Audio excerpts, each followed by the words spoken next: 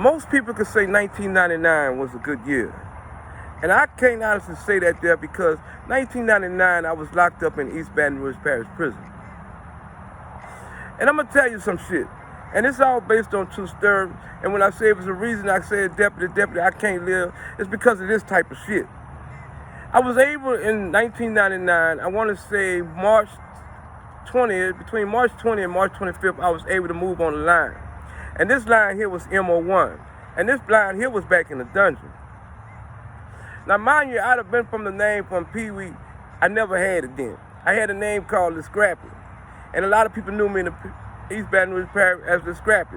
And it wasn't because I couldn't fight, or it wasn't because I couldn't fight. It was neither one of that shit. I got that name from up the road. But here it is. Mac gave me that name. Mac from With No Limit, Shell Shocker. He gave me that name. But I can remember me moving all the way on MO1. And it was in the evening. And I can remember me going down this line. It was quiet. The phones was hanging upside down. You know what I'm saying? On both ends. And it was a long till. And it had like 20-something bumps. Like 20-something bumps. It might have been 24, 26, all the way to number 26 or 28. I might be right, I might be wrong. But let me tell you this shit. And I can remember meeting this guy. And I'd have heard about this dude a long time ago in his parish. And I was like, man, this is a guy I don't want to never meet. And you don't have that option and privilege of meeting who you want to meet. You meet superstars and you meet some niggas people look up as kings. And I was first introduced to this guy they call Black Jesus. And let me tell you the Black Jesus. Black Jesus' name was Marlon. And some people might know him as One Black. And I'm telling you, bro, when I hit that till, bro, this dude was sitting in his rack. And he had a bunch of zoos hooked to his bed and on the locker. And he got dudes standing at the cell and shit like he really is Black Jesus. But I've got the privilege and the honor to meet Marlon. And when I'm telling you, my way of being introduced and your way of being introduced is not the same way of being introduced. He might have called me a pussy, and I'll take that. But I went to the phone. And they had a dude that was standing at his cell, walked up to me and took the phone out of my hand and pushed me. And this dude walked out the cell. He was slim, tall. He had hair all over his head then. And he had plaits. And they was going both ways and shit like that. They called him Black Jesus. I'm about to tell you why. Man, you wouldn't believe the shit, the powers this dude had. Real powers. Remember, I say based on true steps. Deputy, I can't live. I seen this dude tell dudes to put their face in the toilet bowl and drink the water after they shit. And this shit is disgusting and nasty, but this is what I saw. This is what I saw with my own two eyes. I seen the dudes get all the zoos, buku zoos, and I see him coming to collecting that shit from the bars, and I see him standing on the till, going to get this dude their zoos. The zoos. I seen this dude having dudes paying him to use the phones that they already gave him his zoos. Zoos, which is money compared to what the shit we have in their zoos. I just saw this shit. I seen him had this shit. I done seen him sold Mojo. Mojo was a shit back then, and I seen him sold Mojo, and I seen him sold sticks, and that shit wasn't right. I seen him make dudes do shit they ain't won't do. Yeah, I seen him make dudes have sex with each other. All kind of shit. I seen him make dudes fight to the end, like UFC shit, karate kicking, you know what I'm saying? Shit like that, beating each other up. Knocking each other with bars, don't want to come out the cells because he told them do not walk out that bitch. It's based on true story. I seen this shit. And Marlon had a different shit, you know what I'm saying? And I don't know how to level God introduced this nigga to me and we became good friends. And see, most people don't know Marlon. Marlon had a badass charge back then. Charge that happened on Plank Road. You know, with these Chinese people, he went in that bitch and he, you know, robbed stores and off laid in the main. Who owned this bitch? They used to go in that bitch and cash checks. He brilliant nigga, you know what I'm saying? I ain't saying he did it, but I'm saying that's what he might have pleaded guilty to. You do the math. And Marlon beat a lot of charges, and Marlon came home from that and shit. You know, Marlon used to be on Chippewa.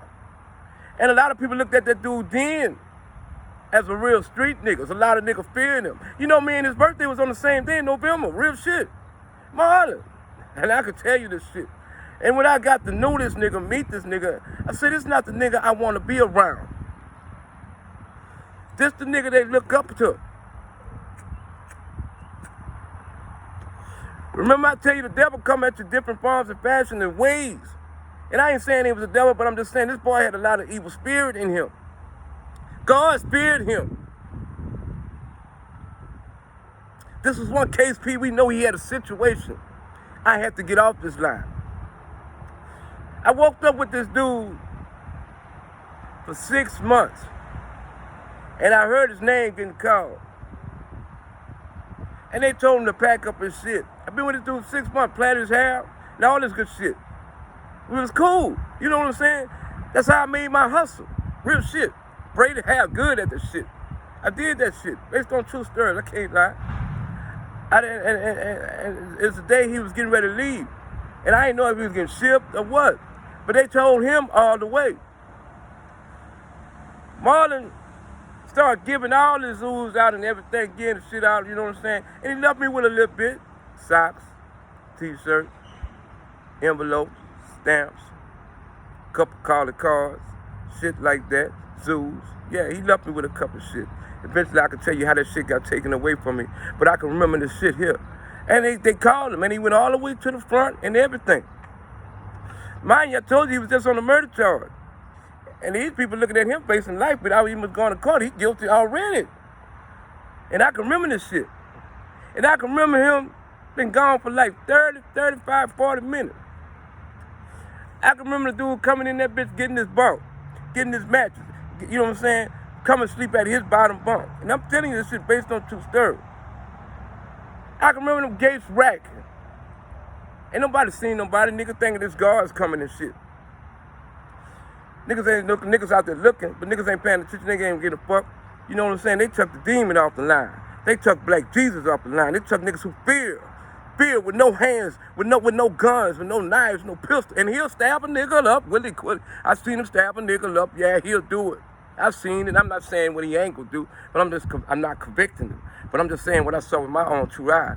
And I remember them gates racking back and rack back. And I hear him, what up, what up, what up?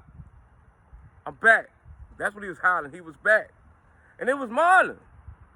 And he come and walk down there to the cell. And he told the nigga, you got to get up. Get this shit out here.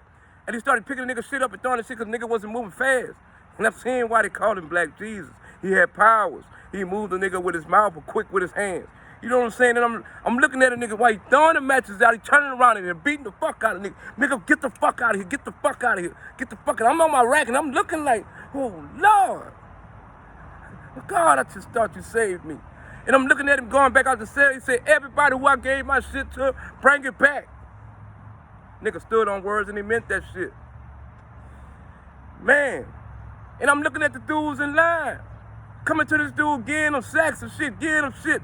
You know what I'm saying? Niggas charging them because they started opening up shit and eating the shit. He started 2 for 1, 3 for 1, 4 for 1, telling them niggas he owned them. Niggas who he gave the smoke to his back or to. Oh, he caught hell. Because he was back that thing and he was the kingpin. Marlon changed that shit. You ever watch American Gangster? How Bumpy transformed to Frank Lucas? How Frank Lucas transformed to Bumpy Gone? This is what he did. He said, Scrappy, get a pad. Come follow me up and down the hall. I'm following him up and down the hall. We going from cell 1, 2, 3, all the way to cell 28. And he telling the nigga what he owe him, what he know. He telling me to write it down, write it down, write it down. Tell him get this shit in, get this shit in. Money cars that was burnt up, he made a nigga pay 2 times more. I'm telling you. And it was weird. Finally, I was able to get a request form and I got that bitch filled out and I wanted to be moved. It took the guard over 7 months to review my shit, to get moved. This is a prime example of shit you never go your way.